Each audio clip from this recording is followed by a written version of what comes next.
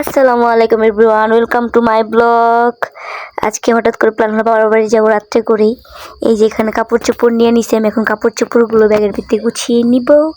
টানটানা magic! এই যে কাপড়গুলা আমি গুছিয়ে নিচ্ছি ব্যাগের ভিতরে, একটু মজা করলাম তোমাদের সাথে। এই যে আমি গাড়িতে বসে আসছি, এখন আম্মুর জন্য কিছু খাবার নিব, এই জন্য অপেক্ষা করতেছি। গাড়িতে বসে বসে আমার হাজবেন্ড গেছে নিতে। এই যে গাড়ি চলতেছে, আমরা এখন খাবার নিব, এই জন্য সেখানে যাচ্ছি। ওই যে খাবারগুলো নেওয়া হয়ে গেছে। তারপর আর কি, এই যে আমি আর কাশফি আর তোহা গাড়িতে বসে আছি। অনেক বাতাস ভাই, এত ঠান্ডা, প্রচুর পরিমাণে শীত। ঢাকা তো বোঝা যায় না, দেশে অনেক শীত, অনেক অনেক। আমার হাত পা শুধু কাঁপতেছে। এই দেখো সুন্দর একটা চাঁদ দেখা যাচ্ছে, চাঁদটা লাল। তারপর আর কি, এই যে কাছাকাছি রাজিন্দাপুর ছেড়ে আবদুল্লাপুরের কাছাকাছি চলে আসতেছি। তারপরে যে তোমাদেরকে দেখাইতেছি আমার হাতটা মিনিটের মধ্যে, সেকেন্ডের মধ্যে একদম ঠান্ডা হয়ে যাব। আবার বাসায় চলে আসি। তারপরে যে আমার মেয়ে বড় পুতুল নিয়ে তার নানুর সাথে শয়তানি করতেছে, মজা করতেছে।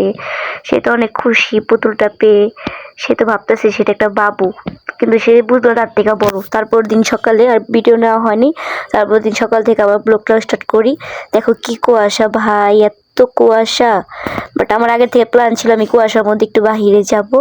এই যে আমি উঠে গেছি, শাল নিচ্ছি। আমি তো এভাবে গেতে নিয়েছিলাম, পর আবার আম্মু বলতে শাল নে, জ্যাকেট পর, বাহিরে অনেক শীত, তুই তো জানোস না ঢাকায় থাকোস। তারপর আর কি দেখো তোমাদেরকে দেখাইতেছে অনেক ঠান্ডা বাইরে। আমার তো ভয় করতেছে, বাইরে যাব নাকি ভাবতেছিলাম। পরে কাশফিয়া বলতেছে চলো যাই, একটু ঘুরে আসি, ঢাকা তো এই ফিলিংসটা পাবো না, বাইরে কুয়াশা দেখা যায় না ঢাকা থেকে। তারপর আর কি, এই যে দেখো সুন্দর ফুল। তারপরে এই যে আমি একটু হাঁটাহাঁটি করতেছিলাম, কুয়াশা। এটার ফিলিংসটা ভাই বোঝানোর মতো না, অনেক সুন্দর। আল্লাহর তৈরি সব কিছুই অনেক সুন্দর। এই কুয়াশাটাও তো আল্লাহর তৈরি। এত সুন্দর একটা ওয়েদার বলার বাহিরে আজকে। তারপরে আর কি আমি যে হাঁটাহাঁটি করতেছিলাম, তারপর আমার আম্মু আর আমার মেয়েও জয়েন হয়েছে আইসা। আমার মেয়ের এত সাহস, সে তো ভয় পায় না। সে বলতেছে কত সুন্দর ঠান্ডা, বরফ পড়তেছে, সেইগুলা বলতেছিল তার নানুরে। নানু আর সে হাই দিতেছে আমার ব্লকে, সে জানে আমি ব্লগ করি। এই যে আমি আর কাশফিয়া হাঁটাহাঁটি করতেছিলাম, ঠান্ডায় তো আমাদের হাত পা কাঁপতেছে, পুরো হাত পা ঠান্ডা হয়ে গেছে। তারপর আমি বলতেছি একটু চা বানা সবার জন্য। এই যে আমি সবার জন্য চা বসাই দিছি। আমাদের বাসায় তো কাজ চলতেছে, তোমরা সবাই জানো। এই যে তারপর চা রেডি। তারপর আমি বাকরখানি রুটিতে চা দেখাইতেছি। এটা আমাদের ঢাকায় নাস্তা, এটা ছাড়া আমাদের চলে না। এই যে আমি বসে আসলাম একটু খাওয়া দাওয়া করে। তারপরে এই যে আমি পুতুলের সাথে মজা করতেছি, কিছু ভিডিও নিলাম, ছবি নিলাম। তারপর দুপুরের জন্য আম্মু স্যাম আলু ভাজি করবে আজকে। আমার অনেক ফেভারিট একটা ভাজি, ধনিয়া পাতা অনেক ভালো লাগে। এই যে লাউ নিয়ে নিছে, সাথে আলু নিবে, সেটা ভিডিও নেওয়া হয়নি। মাংস দিয়ে রান্না করব। তারপর আম্মু রান্না টান্না করবে। এখন সব কিছু আজকে রেসিপি দিব না, কারণ আজকে আমরা একটু মার্কেটে যাব। এই যে মুরগিটা আম্মু ধুইয়া নিচ্ছে ভালো করে। আমার আম্মুর হাতে রান্না বেস্ট, অনেক মজা। এখানে আমি ধনিয়া পাতাগুলো বেছে নিছি, গাছের ধনিয়া পাতা, অনেক সুন্দর না দেখো। তারপরে এই যে পেঁয়াজ কেটে নিলাম। তারপর আর কি এখন এই যে আমাদের বাড়ির কাজ চলতেছে, দেখো ফাইনাল লুক হলে তোমাদেরকে দেখাবো। আমাদের বাসার কাজগুলো শেষ হোক। তারপর গাছের কলা নিয়ে এসে আব্বু আমার জন্য, আমি কলা অনেক প্রিয় আমার কাছে, কলা অনেক ভালো লাগে আমার খেতে, আর জন্য আব্বু নিয়ে এসে। তারপর আর কি আমরা এখন একটু মার্কেট যাব, তাই রেডি হয়ে বের হয়ে পড়ছি। তখন রোদ উঠছে একটু একটু, অনেক ভালো লাগতেছে রোদটা। তারপরে এখন এই যে আমরা গাড়িতে, আমরা আজকে সুখের ঠিকানা যাব। সুখের ঠিকানা আজকে বুধবার হাট, সেখানে আজকে অনেক কিছু পাওয়া যাবে।